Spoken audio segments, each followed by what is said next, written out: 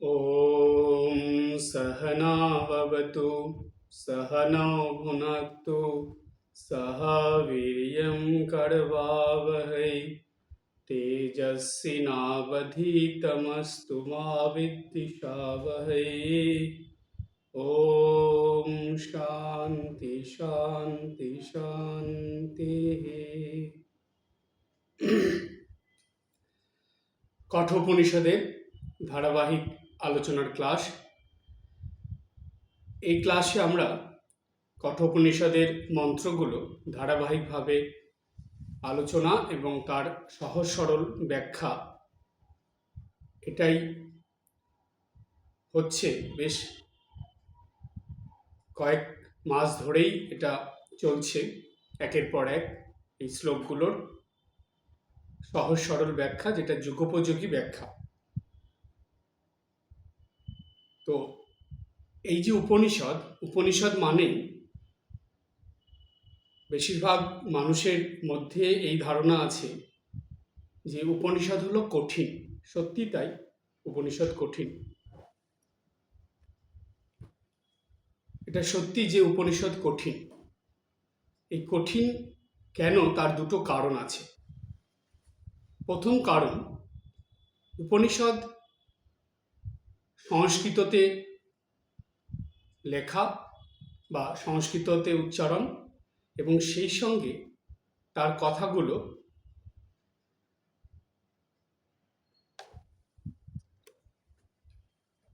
তো সংস্কৃতর এই যে কথাগুলো, সেগুলো যেহেতু সাধারণ মানুষের মধ্যে এটার চর্চার অভাব থাকে এবং এটা খুব একটা বেশি, অর্থাৎ উপনিষদ খুব একটা বেশি শোনা হয় না, পড়া হয় না, তাই এটাকে কঠিন লাগে। আর দ্বিতীয়ত হলো, যেহেতু উপনিষদটা কি, যে মানুষকে ত্যাগের দিকে পরিচালিত করে, অর্থাৎ জগৎ সংসারে মানুষ আসার পর থেকে যা নিয়ে থাকে সেগুলোর মধ্যে দিয়ে চলতে চলতে সেগুলোকে সব ত্যাগ করে সে ঈশ্বরের দিকে ক্রমাগত যাতে এগিয়ে যেতে পারে, সেই রকমভাবে উপনিষদের কথাগুলো লেখা থাকে। তো সেই কারণে বেশিরভাগ যারা ত্যাগের জীবন যাপন করেছে তাদের কথা বলছি না, বেশিরভাগ ভক্ত মানুষ যারা নাকি গৃহী ভক্ত বা যারা এই সমাজ সংসারে এই সংসার জীবন যাপন করে চলছে, তাদের কাছে এটা একটু কঠিন লাগবে। কারণ তাদের মনে ওই পরিস্থিতি থাকে না যে সব কিছুকে ত্যাগ করে ক্রমাগত ঈশ্বরের দিকে যাওয়া, সেটা থাকে না। সেই জন্য দেখবেন বলা হয় বেদ উপনিষদ বা ধর্মগ্রন্থের কথাগুলো জীবনের শেষ সময়ের জন্য। যেমন আছে না ভাগ, যে ব্রহ্মচর্য, গার্হস্থ, বানপ্রস্থ, সন্ন্যাস। তো এই বানপ্রস্থ জীবনের জন্য হলো এই ধর্মগ্রন্থ পাঠ। কিন্তু এটা খুবই একটা গুরুত্বপূর্ণ কথা যে শ্রী শ্রী ঠাকুর রামকৃষ্ণদেব, শ্রীমা সারদা দেবী এবং স্বামী বিবেকানন্দ এবং সেই সঙ্গে ঠাকুরের ত্যাগী সন্তানরা এবং গৃহী সন্তানরা এই কলিযুগে এটা প্রমাণ করে দিয়ে গেছে যে না, ধর্ম বা শাস্ত্রের কথা, আধ্যাত্মিকতা, এগুলো শেষ জীবনের জন্য নয়, এগুলো জীবনের প্রথম থেকেই করার জন্য। তাই দেখবেন কথামৃততে ঠাকুর এত সুন্দর করে সেই কথাগুলো বলেছেন, ধর্মের কথাগুলো ব্যাখ্যা দিয়েছেন সংসারী মানুষদের জন্য, যেন একটা নতুন আশার জ্যোতি জ্বালিয়ে দিয়ে গেছেন ঠাকুর, যেই জ্যোতির আলোকে সংসারীরা এদিক ওদিক দুদিক রেখেই জীবনযাপন করতে পারে। তাই এই যে ঠাকুরের কথাগুলো, এগুলো মেনে গৃহী ভক্তরা চললে তাদের জীবন কেমন হয়? তাদের জীবন হয় সত্যযুগে সংসারী গৃহী মানুষরা যেমন ছিল, ঠিক সেই রকম জীবনযাপন তাদের হয়। সেই জন্যই এই কলিযুগে ঠাকুর শ্রী রামকৃষ্ণদেব আসার পর থেকে বলা হয়েছে যে সত্যযুগ শুরু হয়েছে। কেন? ঠাকুরের এই শিক্ষার উপর নির্ভর করেই এই কথাটা বলা হয়েছে। আর এর প্রমাণ শ্রীরামকৃষ্ণ কথামৃত। সেই জন্য শ্রীরামকৃষ্ণদেবের যে কথামৃত গ্রন্থটা, সেই গ্রন্থটাকে বলা হয় এই কলিযুগের বেদ, অর্থাৎ কলিযুগের বেদ গ্রন্থ হলো এই কথামৃত। এই কথামৃতের উপরে এখনো সেইভাবে রিসার্চ শুরু হয়নি। যদি ঠিকভাবে রিসার্চ শুরু হয় তাহলে এটা একদম পরিষ্কার, এমনকি 100% প্রমাণিত হয়ে যাবে যে সত্যযুগের মানুষের জীবনযাপন যেমন ছিল ঠিক সেই রকমভাবেই এই কলিযুগে ঠাকুরমা স্বামীজির আদর্শ নিয়ে মানুষ যদি চলে, শ্রীরামকৃষ্ণের কথা, শ্রীরামকৃষ্ণ কথামৃত গ্রন্থ থেকে পড়ে শিক্ষা গ্রহণ করে মানুষ যদি সেইভাবে জীবনযাপন করে, তাহলে তারাই এই কলিযুগে থেকেও সত্যযুগের জীবনযাপন করতে পারবে। সেই জন্য এই উপনিষদ কখনো শেষ বয়সের জন্য নয়। দুটো গ্রন্থ প্রতিদিন পড়ার জন্য। একটা হলো শ্রীমদ্ ভাগবত গীতা, প্রতিদিন পড়া। আর একটা হলো এই উপনিষদ, অর্থাৎ বিশেষ করে কঠোর উপনিষদ, প্রত্যেক দিন পড়ার জন্য। কেন? শ্রীরামকৃষ্ণ কথামৃতের কথায় আমি যাচ্ছি না, কারণ সেটা তো আমাদের ভক্তমণ্ডলীর কাছে অবশ্যই নিত্যদিন পাঠ্য, এটা তো বলার অপেক্ষা রাখে না। কিন্তু অনেক মানুষই আছেন যারা হয়তো প্রতিদিন গীতা পড়েন কিন্তু উপনিষদ পড়েন না। আবার অনেক মানুষ আছে হয়তো প্রতিদিন গীতাও পড়েন না, প্রতিদিন উপনিষদও পড়েন না। অনেক মানুষ আছে উপনিষদ পড়েই না, হয়তো মাঝে মাঝে গীতা পড়ে। এইরকম বিভিন্ন রকমের পাওয়া যায়। কিন্তু যদি সত্যি সত্যি প্রতিদিন একটু করে ধর্মগ্রন্থ পড়তে হয়, কথামৃত বা শ্রী মায়ের কথা বাদ দিয়ে, তাহলে গীতাটাকে একটু পড়তে হয় প্রতিদিন, আর একটু উপনিষদ। উপনিষদের মধ্যে দুটো উপনিষদের কথা আমি বলি, একটা হলো ঈশ উপনিষদ আর একটা হলো কঠোর উপনিষদ। বিশেষ করে কঠোর উপনিষদটা অবশ্যই পড়া দরকার। স্বামী বিবেকানন্দ বলছেন যে এই উপনিষদের কথা কি করে আমাদেরকে, উপনিষদের কথা আমাদেরকে মূল লক্ষ্য আমাদের কি, ঠাকুর যেটা বলেছেন যে মনুষ্য জীবনের উদ্দেশ্য ঈশ্বর লাভ, সেটাকে সবসময় স্মরণ করিয়ে দেয়। সেটা সবসময় আমাদের মনের ভিতরে আনিয়ে দেয় যে না, আমি যাই করি না কেন আমার মূল লক্ষ্য বা উদ্দেশ্য কিন্তু ঈশ্বর লাভ। আমাকে সব কিছুর মধ্যে দিয়েই ভগবানের দিকে এগোতে হবে। তাই গীতার শিক্ষা কি আর উপনিষদের শিক্ষা কি? যদি আপনাকে প্রশ্ন করা হয় যে এক কথায় উত্তর দিতে হবে যে গীতার মূল শিক্ষা কি আর উপনিষদের মূল শিক্ষা কি, তখন এটা এক কথায় বলা যায় যে গীতার মূল শিক্ষা হলো দৈনন্দিন জীবনে একদম ভোর থেকে রাত পর্যন্ত কিভাবে কর্ম করতে হবে এবং কেমনভাবে সময় অতিবাহিত করতে হবে, এবং প্রত্যেকটা কাজের মধ্যে দিয়ে কেমন করে মনকে ঈশ্বরের সঙ্গে যুক্ত রাখতে হবে, সেগুলো সব গীতার মধ্যে পরিষ্কারভাবে ভগবান নিজ মুখে বলে দিয়েছেন। আর উপনিষদের শিক্ষা কি? বলা হয় যে প্রত্যেক উপনিষদের শিক্ষা কিন্তু একই। সে কঠোর উপনিষদ বলুন, বৃহদারণ্যক উপনিষদ বলুন, আর ছান্দোগ্য উপনিষদ বলুন, যত উপনিষদের নাম করুন না কেন, তাদের শিক্ষার মূল উদ্দেশ্য কিন্তু একটাই। তাহলে উপনিষদের শিক্ষাটা কি হচ্ছে? উপনিষদের শিক্ষা হলো যে এই যে দৈনন্দিন জীবনযাপন, সেই জীবনযাপনটাকে কি করে হাসি খুশি আনন্দের সঙ্গে জীবনযাপন করা যায় এবং হাসি মুখে কি করে ঈশ্বরের কাছে পৌঁছানো যায়, সেই শিক্ষা উপনিষদ আমাদেরকে দেয়। তাহলে কর্ম করা এবং কর্মের পদ্ধতি শিক্ষা দেয় গীতা, এবং সেই কর্মের সঙ্গে কি করে সুখ শান্তি আনন্দে জীবনযাপন করা যায় সেই শিক্ষা দেয় উপনিষদ। সুতরাং এই দুটো কিন্তু খুব দরকার প্রত্যেকটা মানুষের জীবনে। দেখবেন এই জিনিসগুলো অপরিহার্য। কর্ম ছাড়া কেউ জীবনযাপন করতে পারে না। কর্ম প্রত্যেকটা মানুষকেই করতে হয়, কম হোক বেশি হোক, অনবরত মানুষ কর্মই করছে। এই যে আপনি ঘুমাচ্ছেন, ঘুমানোটাও কর্ম, এবং ঘুমের মধ্যে যে স্বপ্ন দেখছেন ওটাও তো কর্ম হচ্ছে, ওটাও তো মন কর্ম করছে। নিঃশ্বাস প্রশ্বাস নিচ্ছেন, এটাও তো কর্ম।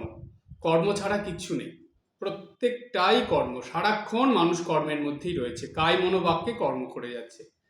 এই কর্মগুলোকেই গীতার শিক্ষা নিয়ে ঈশ্বরের সঙ্গে যুক্ত করে করার অভ্যাস করতে হয়। এটা হলো প্রত্যেকটা মানুষের অপরিহার্য একটা অঙ্গের মধ্যে বা অপরিহার্য একটা ভাগের মধ্যে পড়ে, যেটা মানুষকে অবশ্যই করতে হয়। আর উপনিষদ কি করে, এই যে কর্ম করছেন আপনি প্রত্যেক দিন, ছোট বড় যেই কাজই করুন না কেন, এই কর্মগুলো আপনার মনে আসক্তি সৃষ্টি করে, অর্থাৎ আপনার মনে এমন একটা আকর্ষণ, টান বা এমন একটা আসক্তি এনে দেয় যেটার থেকে আপনি বেরোতে পারেন না, তার মধ্যে আপনি বদ্ধ হয়ে যান। আর জানবেন, যেখানেই মানুষ বদ্ধ হয়ে যায় সেখানেই কিন্তু যত দিন যায় তত সেখান থেকে দুঃখ, কষ্ট, যন্ত্রণা, আঘাত আসতে থাকে। একদম পরিষ্কারভাবে জিনিসটা বুঝবেন। ধরুন আপনার বাড়িতে আপনি একটা জায়গায় কিছুটা জল রেখে দিলেন বা ফিল্টারে জল রেখে দিলেন। দীর্ঘদিন সেই জলটা আপনি ব্যবহার করছেন না, জলের মধ্যে ফ্লো নেই, অর্থাৎ ফিল্টারে জল ঢাললেন, সেই জলটা ফিল্টার হয়ে বেরোলো, আপনি খরচ করছেন, আবার জল ঢাললেন, সেটা ফ্লো চলছে। কিন্তু যদি সেটার ফ্লো না থাকে, যদি আপনি সেটাকে এক জায়গায় বদ্ধ করে রাখেন, বেশ কিছুদিন পর দেখবেন সেই জলটার থেকে দুর্গন্ধ বেরোচ্ছে এবং জলের মধ্যে পোকা হয়ে গেছে, বা জলটা এমন খারাপ হয়ে গেছে যে জলের গন্ধে আপনি থাকতে পারছেন না। ঠিক তেমনি যখনই আপনি কোনো জায়গায় নিজেকে বদ্ধ করে নিচ্ছেন, আপনার মন যখনই কোনো কিছুর মধ্যে বদ্ধ হয়ে যাচ্ছে, জানবেন ওইখান থেকে এমন দুঃখ, কষ্ট, যন্ত্রণা আপনার জীবনে আসবে যে আপনাকে একদম অশান্তির চূড়ান্ত করে দেবে। আপনি ওইখান থেকে সব থেকে বেশি দুঃখ, কষ্ট, আঘাত পাবেন। তাই ধন সম্পত্তি বলুন, আত্মীয় স্বজন বলুন, পরিবার পরিজন বলুন, টাকা পয়সা বলুন, জাগতিক বিষয় সম্পত্তি বলুন, কোনো কিছুর মধ্যে নিজেকে আবদ্ধ করবেন না, কোনো কিছুর মধ্যে নিজেকে আটকে রাখবেন না। কর্তব্য কর্ম হিসাবে অবশ্যই করবেন, কিন্তু সেগুলো মনের মধ্যে ধরে রাখবেন না, সেগুলোকে ফ্লো হতে দেবেন, চলে যেতে দেবেন, মনের মধ্যে আটকে রাখবেন না। যদি আটকে রাখেন, জানবেন দুঃখ, কষ্ট, যন্ত্রণা অবধারিত, সেটা পেতেই হবে। তাই যতটা সম্ভব এগুলো মন থেকে সরিয়ে দেবেন। উপর উপর কাউকে বুঝতে দেবেন না, আপনি সবার সঙ্গে আপনার কর্তব্য কর্ম করে যা যা করণীয় সব করবেন, কিন্তু মন থেকে কোনো জায়গায় নিজেকে আটকে রাখবেন না, মন থেকে সরিয়ে রাখবেন। এই যে মন থেকে সরানো, এটার উপায় কি, কিভাবে করবেন? মুখে বললে তো হবে না, এটার জন্য একটা উপায় দরকার, একটা পথ দরকার, একটা পদ্ধতি দরকার। সেই যে উপায় বা পদ্ধতি বা পথ, সেইটা বলে দেয় উপনিষদ। তাই এই কঠোপনিষদের যে আলোচনা হচ্ছে সেটা জানবেন, আপনাকে কিন্তু যেখানে যেখানে আপনি বদ্ধ হয়ে আছেন সেখান থেকে আপনাকে সরানোর পথ বলে দিচ্ছে। একটু ভালো করে চিন্তা করে দেখবেন। আমি বারবার বলি যে আপনারা প্রার্থনা, জপ এবং ধ্যান, একটু মেডিটেশন প্রতিদিন করবেন। 24 ঘন্টা সময়ের মধ্যে আপনি যদি 15 মিনিট, 20 মিনিট বা ম্যাক্সিমাম 30 মিনিট যদি একটু চুপ করে চোখ বুজে বসে কিছু ভাবতে না পারলেন, তাহলে আর কি সাধন ভজন হলো? সেই জন্য একটু মেডিটেশনের অভ্যাস অবশ্যই করবেন। মিনিমাম 10 মিনিট থেকে 15 মিনিট অবশ্যই একটু চুপ করে চোখ বুজে বসবেন, বসে এক একদিন এক একটা বিষয় নিয়ে ভাববেন। একদিন ভাবুন যে আপনি এই জন্মের পর থেকে যে এতগুলো বছর পার করে এসেছেন, এই বয়সে এসে আপনি ভাবুন যে আপনার মন কোথায় কোথায় বদ্ধ হয়ে আছে। একটু খুঁজে বের করুন তো। দরকার হলে কাছে একটা কাগজ কলম নিয়ে বসবেন, বসে একটুখানি লিখবেন যে আপনি কোথায় কোথায় বদ্ধ হয়ে আছেন বা আটকে আছেন। কোথায় কোথাও দেখবেন আপনি ফেবিকুইক আঠার মতন আটকে আছেন, সেখান থেকে নড়াচড়ার কোনো প্রশ্নই নেই। আর কোথাও কোথাও দেখবেন মাত্র আটকাতে শুরু করেছেন। আপনি অবাক হয়ে যাবেন যে এতখানি বয়সে এসেও কিন্তু আপনি কোথাও কোথাও যে আটকে রয়েছেন বা আটকানোর জন্য সেই পথে চলছেন। কোথায় এই বয়সে এসে সব কিছু ছাড়বেন তা না, আবার সব কিছুর মধ্যে বা নতুন কিছুর মধ্যে আটকানো শুরু করেছেন। এই যে আটকে রয়েছেন, এই আটকানোগুলো মন থেকে আস্তে আস্তে সরিয়ে দিন। আপনি বদ্ধ থেকে আস্তে আস্তে মুক্ত হয়ে যান। এই যে বাঁধন, এই যে আটকানো, সেটাকে যতক্ষণ না আপনি খুলতে পারছেন, জানবেন যতই সাধন ভজন যাই কিছু করুন না কেন, সেগুলো কিন্তু সব ভস্যে ঘি ঢালা হবে। সেই জন্য মন যত মুক্ত হবে বন্ধন থেকে, তত আপনার প্রার্থনা, জপ, ধ্যান, পুজো পাঠ তত ভালো হবে। আপনার মন তত তার মধ্যে ডুবতে পারবে। না হলে ঠাকুর বলছেন কথামৃততে যে ভাষা ভাষা হবে, আপনি ডুবতে পারবেন না। সাধন ভজনে ডুবলে যেই স্বাদ বা যেই আনন্দ পাওয়া যায়, সেই আনন্দ মুখে বলে প্রকাশ করা যায় না, কেউ বলতে পারবে না। যাদের হয় তারা বোঝে সেটা। সেই জন্য প্রকৃত যদি সাধন ভজনের স্বাদ পেতে চান, তাহলে এই বন্ধনগুলো থেকে আস্তে আস্তে মুক্ত হয়ে যান। একবার অন্তত একটুখানি সপ্তাহে একদিন করে ভাববেন যে আপনি কোথায় কোথায় নিজের মনকে আটকে রেখেছেন, কোথায় কোথায় বদ্ধ হয়ে আছেন। দেখবেন এক একটা বয়সে এক এক জায়গায় বদ্ধ হয়ে থাকা। তো আপনার বয়স, পরিবেশ, পরিস্থিতি অনুযায়ী কোথায় কোথায় বদ্ধ হয়ে আছেন সেগুলো ভেবে শর্ট আউট করবেন, কাগজে লিখবেন। লিখে এবার ধীরে ধীরে সেখান থেকে কিভাবে মুক্ত হওয়া যায় সেই বুদ্ধি বা সেই পদ্ধতি আপনি নিজেই ঠিক করে নিতে পারবেন। এটা অন্য কাউকে জিজ্ঞেস করবেন না, বলতেও যাবেন না, কারোর সঙ্গে আলোচনা করবেন না। পদ্ধতি একটা করবেন, সেটা হলো আপনার মনে এটা চলছে, আপনি ভাবছেন যে আচ্ছা এই বদ্ধ অবস্থা থেকে আমি কি করে মুক্ত হব, পদ্ধতিটা কি? উপনিষদের কথাগুলো শুনবেন, মহারাজ কি বলছেন, বক্তৃতাগুলো যখন ইউটিউবে বেরোবে, সেগুলো যেমন পরপর পরপর বেরোচ্ছে, এগুলো একটু বসে বসে শুনবেন। চোখ বুজে শুনলে সেটাও ধ্যানের কাজ হয়। মোবাইলটা চালিয়ে দিয়ে চোখ বুজে সেগুলো শুনবেন এবং চিন্তা করবেন, তাহলেও আপনি পথ পেয়ে যাবেন। আর তা না হলে শ্রী মায়ের কথা বা কথামৃত বইটা চোখ বুজে খুলবেন, খুলে দেখবেন যেই পাতা বেরোবে সেই পাতাটা ভালো করে পড়বেন, দেখবেন ওর মধ্যে থেকে আপনার এই সমস্যার সমাধান আপনি ঠিক পেয়ে যাবেন।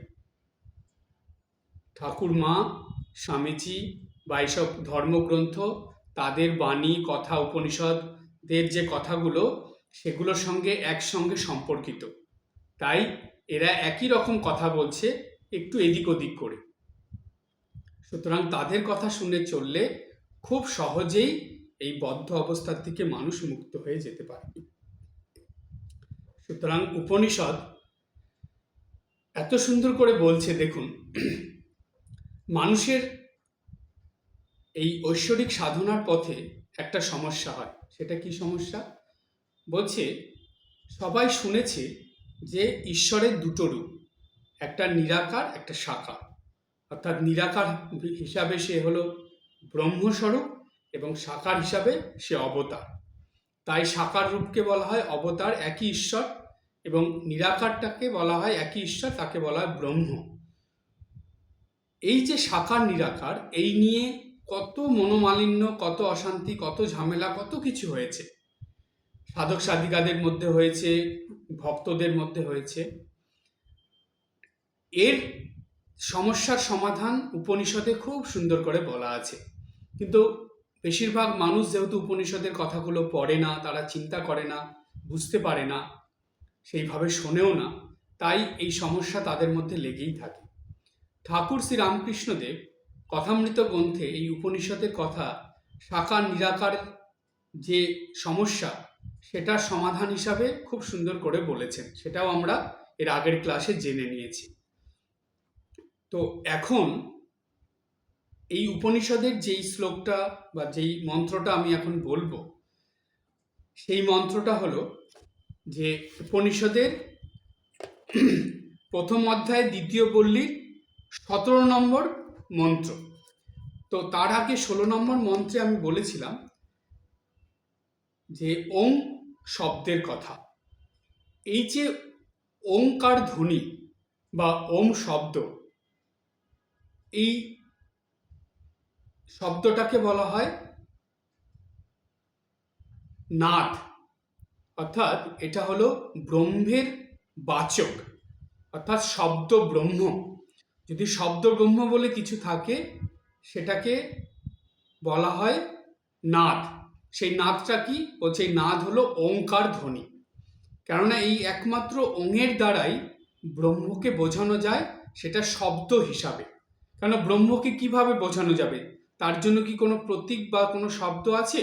বললো হ্যাঁ আছে, সেটা মুনি ঋষিরা বলে দিয়ে গেছেন। সেটা কি? বলছে সেটা হলো ওমকার।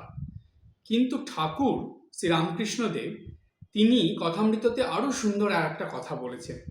বলছেন এই ওম দিয়েই কিন্তু যেমন নিরাকার ব্রহ্মের বাচক হিসাবে ওমকে ধরা হয়, তেমনি সাকার যে ব্রহ্ম বা অবতার ঈশ্বর, তাকেও বোঝাতে এই ওমের ব্যবহার করা হয়, বা ওম শব্দ বলে তারপরে সেই ঈশ্বরের নাম উচ্চারণ করা হয়। যেমন ঠাকুর বলছেন, উদাহরণ দিলেন, যেমন ওম শিব, ওম নারায়ণ, ওম রাম, এইরকম ওম লাগিয়ে তারপরে সেই অবতার পুরুষদের বা ঈশ্বরের নাম উচ্চারণ করা হচ্ছে। এটা কেন, কি কারণে এই ওমটা উচ্চারণ করে এটা করা হয়? এটা হলো ঈশ্বরের দুটো রূপই প্রকাশ পাচ্ছে। ওমের দ্বারা নিরাকার রূপ প্রকাশ পাচ্ছে এবং তারপরে যে নামটা আমরা উচ্চারণ করছি সেই নামের দ্বারা সাকার রূপ প্রকাশ পাচ্ছে। অর্থাৎ আপনি যদি নাম উচ্চারণ নাও করেন, এই একমাত্র ওম উচ্চারণের দ্বারাই ঈশ্বরের সাকার নিরাকার দুটো একসঙ্গে বোঝাচ্ছে। সুতরাং একটা নতুন জিনিস আজকে আপনারা জানতে পারলেন যে এমন একটা শব্দ আছে বা এমন একটা ধ্বনি আছে যেটা উচ্চারণের দ্বারা ঈশ্বরের সাকার নিরাকার দুটো রূপই একসঙ্গে বোঝানো যায় বা দুটো রূপই একসঙ্গে তুলে ধরা হয়, দুটো রূপ একসঙ্গে প্রতীক হিসাবে আমাদের সামনে ভেসে ওঠে। সেই ধ্বনিটা কি, সেই শব্দটা কি? সেটা হলো ওম ধ্বনি বা ওম শব্দ। তাহলে দেখুন, এই ওমের কিন্তু ভীষণ গুরুত্ব সাধন জীবনে। যারা নিত্যদিন সাধন ভজন করেন, যারা নিত্যদিন সাধনা আরাধনা করেন, তাদের কাছে এই ওম ধ্বনিটি বা ওম শব্দটি ভীষণ গুরুত্বপূর্ণ। এমন অনেক সাধক আছে যারা কিন্তু সর্বক্ষণ এই ওম ওম উচ্চারণ করতে থাকেন। কেন? এই ওম উচ্চারণের দ্বারা, ওম ধ্বনির সাধনের দ্বারাই তারা ব্রহ্মত্ব লাভ করতে পারেন। অর্থাৎ প্রথমে সাকার ঈশ্বর এবং তারপরে নিরাকার ঈশ্বর বা নিরাকার ব্রহ্মের কাছে তারা পৌঁছে যান।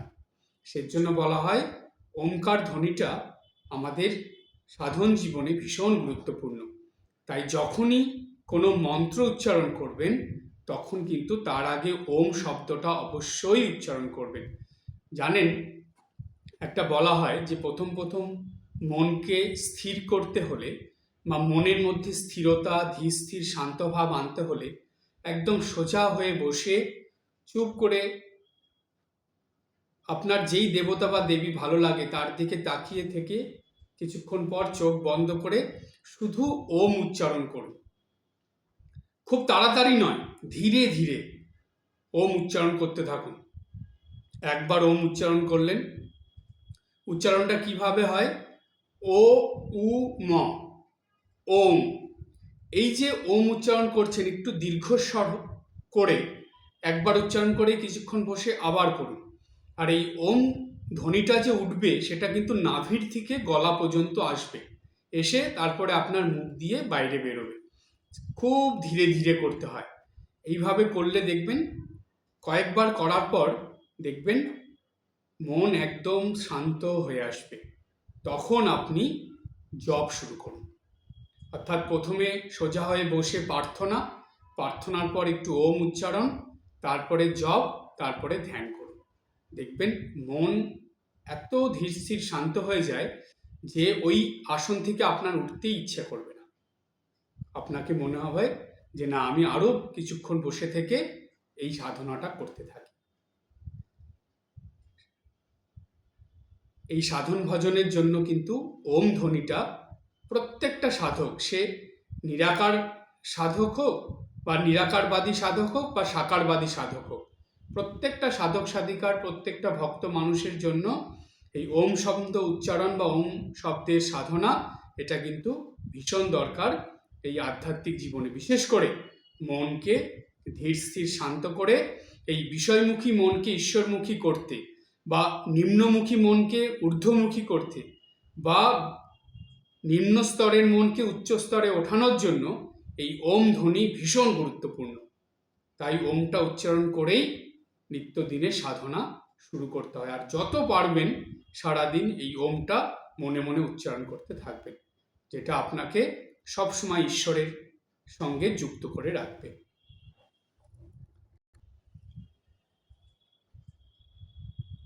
প্রথম অধ্যায়ের দ্বিতীয় বল্লী,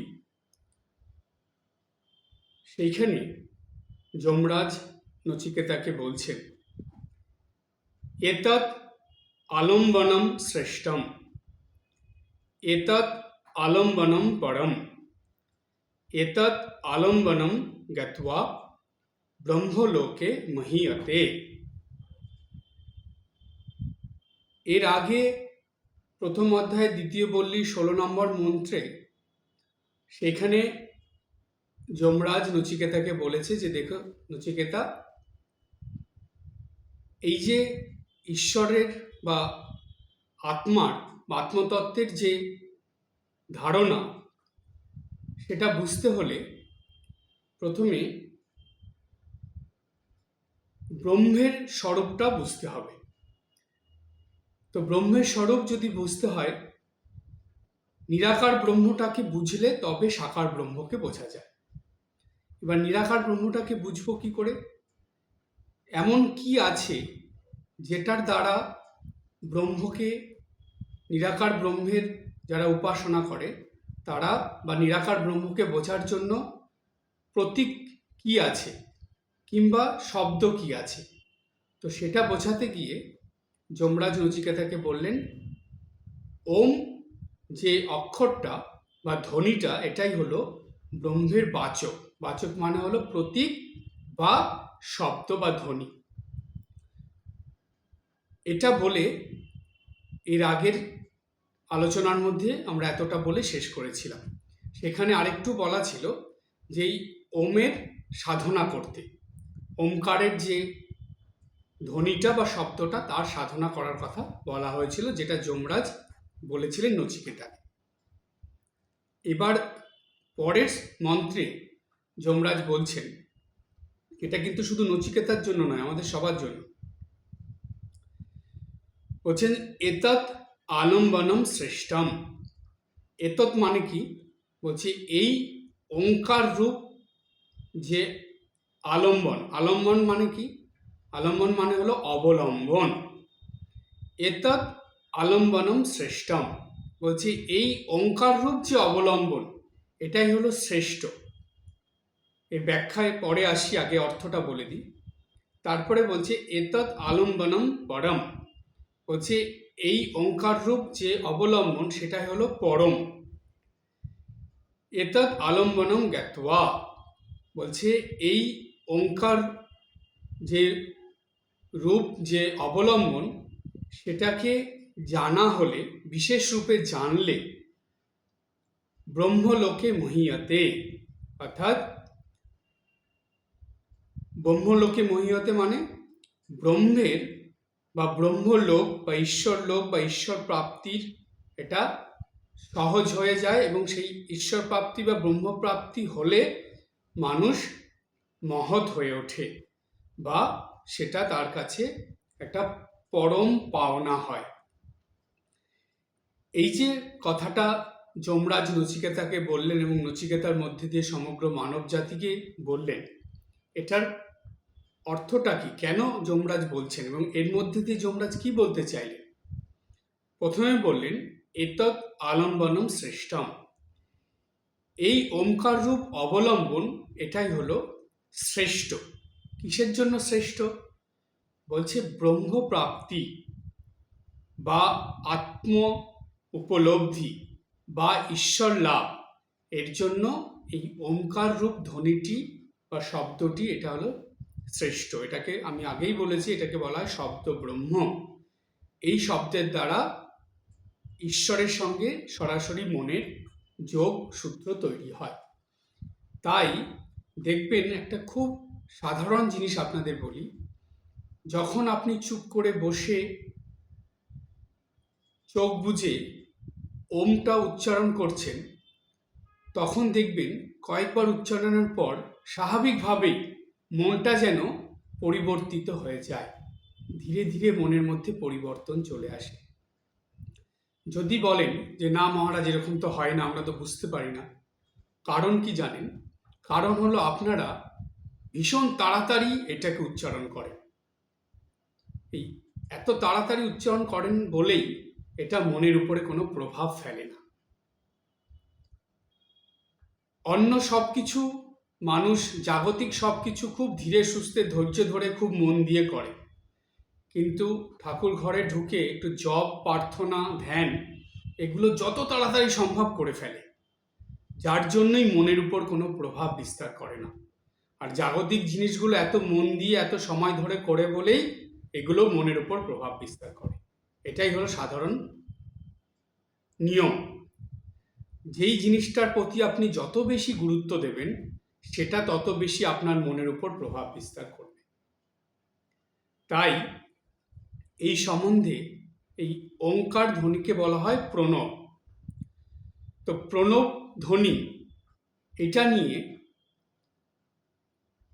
একজন খুব বিখ্যাত যোগী, যার নামে একটা বই আছে, খুব বিখ্যাত বই, সেই বইটার নাম হলো পাতঞ্জল যোগসূত্র। সেই পাতঞ্জল ঋষি ছিলেন একজন। সেই পাতঞ্জল ঋষি তিনি সেই যোগসূত্রে খুব সুন্দর কথা বলেছেন।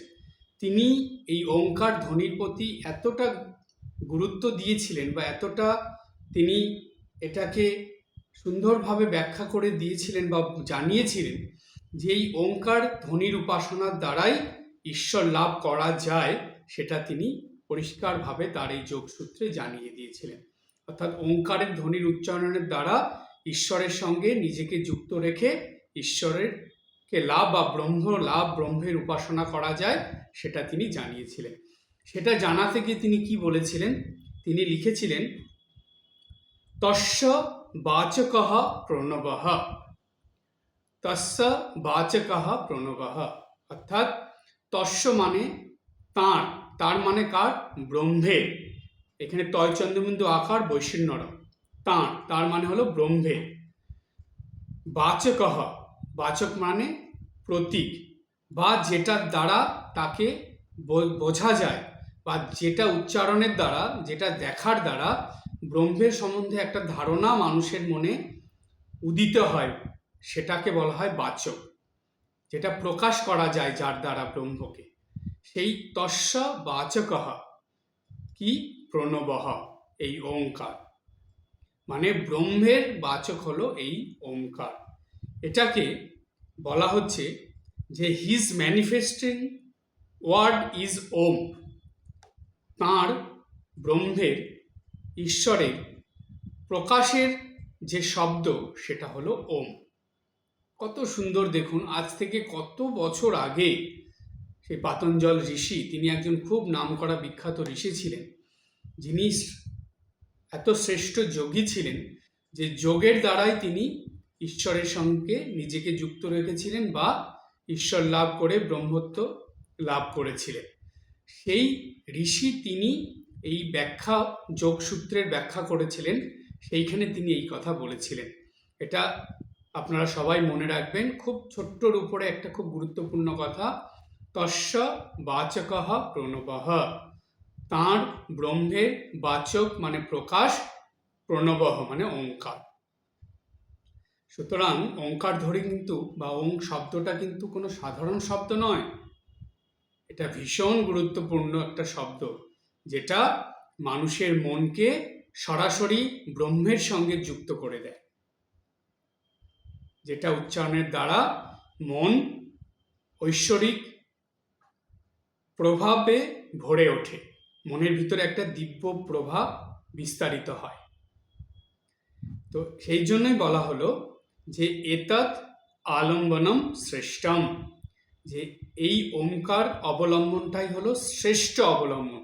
কোথায়, কি কারণে শ্রেষ্ঠ?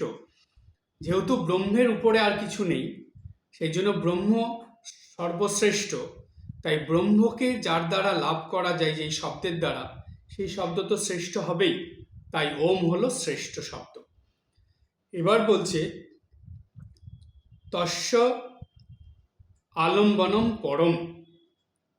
পরম মানে হলো কি, যে এটা হলো সেই পরম পদ বা পরম প্রাপ্তি, যেটা লাভ করার পর আর কোনো কিছু লাভ করার ইচ্ছা মানুষের মধ্যে জাগে না, বা সেটার পরে আর কিছু লাভ করার নেই, সেটাকেই বলা হয় পরম প্রাপ্তি। এই পরম প্রাপ্তিটা কি বলছে, সেটাকে পাওয়া যাবে কি করে? এই ওঙ্কারের দ্বারাই এটার পরম প্রাপ্তি হয়, বা ওম সাধনার দ্বারাই, ওমের আরাধনার দ্বারাই সেই পরম প্রাপ্তিতে মানুষ পৌঁছাতে পারে। ওমকারকে অবলম্বন করে চললেই সেই পরম পদে গিয়ে পৌঁছানো যায় বা পরম পদ লাভ করা যায়। তাই বলল এতদ আলম্বনম পরম। এরপরের লাইনে বলছে এতদ আলম্বনম জ্ঞাত্বা, বলছে এই অবলম্বনকে জেনে, এই জ্ঞাতবা মানে জেনে, মানে কি যেমন তেমন করে জেনে নয়, খুব ভালোভাবে জেনে এবং বুঝে, এবং জানা বোঝার জন্য কি দরকার? সাধনা দরকার। যে কোনো জিনিসকে খুব ভালোভাবে জানতে গেলে, বুঝতে হলে তার পিছনে সময় দিতে হয়, তাকে নিয়ে ভাবতে হয়, চিন্তা করতে হয়, তার পিছনে লেগে থাকতে হয়, অর্থাৎ এটাকে বলে সাধনা। তাই এতদ আলম্বনম জ্ঞাত্বা, এটাকে সাধনার দ্বারা ভালোভাবে জেনে ব্রহ্মলোকে মহীয়তে, এই ব্রহ্মলোকে পৌঁছানো যায় বা ব্রহ্মলোক প্রাপ্ত হওয়া যায় বা ব্রহ্মত্ব লাভ করা যায়। কত সুন্দর কথা দেখুন। এগুলোকে খুব কঠিন মনে হয়, কিন্তু দেখুন এগুলোর পিছনে কত সহজ কিছু আছে। ঠাকুর, মা, স্বামীজি তারা তো আরও সহজ করে দিয়ে গেছেন শাস্ত্রের কথাগুলোকে। এই ওম ধ্বনির ওপর কিন্তু স্বামী বিবেকানন্দ ভীষণ জোর দিয়েছিলেন, তিনি অনেক কথা বলেছিলেন, সেই প্রসঙ্গে আসব। তো এই উপনিষদের যে প্রথম অধ্যায়ের দ্বিতীয় বল্লীর 17 নম্বর মন্ত্র আলোচনা হলো কঠোপনিষদে, এই সম্পূর্ণ আলোচনার পরে স্বামীজির ব্যাখ্যা তো আছেই ওঙ্কার সম্বন্ধে, সেটা তো আলোচনা হবে। তার আগে এই আলোচনার থেকে এই ধারণা আমাদের পরিষ্কার হলো যে ওমকার যে ধ্বনিটি বা শব্দটি, যেটা ব্রহ্মের বাচক বা ব্রহ্মের প্রতীক, যেটাকে প্রণব বলা হয়, প্রণব ধ্বনি, সেটা হলো 2 in 1, অর্থাৎ নিরাকার এবং সাকার দুটোকেই প্রকাশ করার জন্য এই শব্দ। এই দুটোর মধ্যেই কিন্তু এই শব্দের গুরুত্ব রয়েছে। ওম শব্দ উচ্চারণ করলে যেমন ব্রহ্মকে, নিরাকার ঈশ্বরকে, ব্রহ্মকে বোঝায়, ঠিক ওম ধ্বনি দিয়েও এই সাকার ঈশ্বরকেও বা সাকার যে ব্রহ্মের রূপ তাকেও বোঝায়।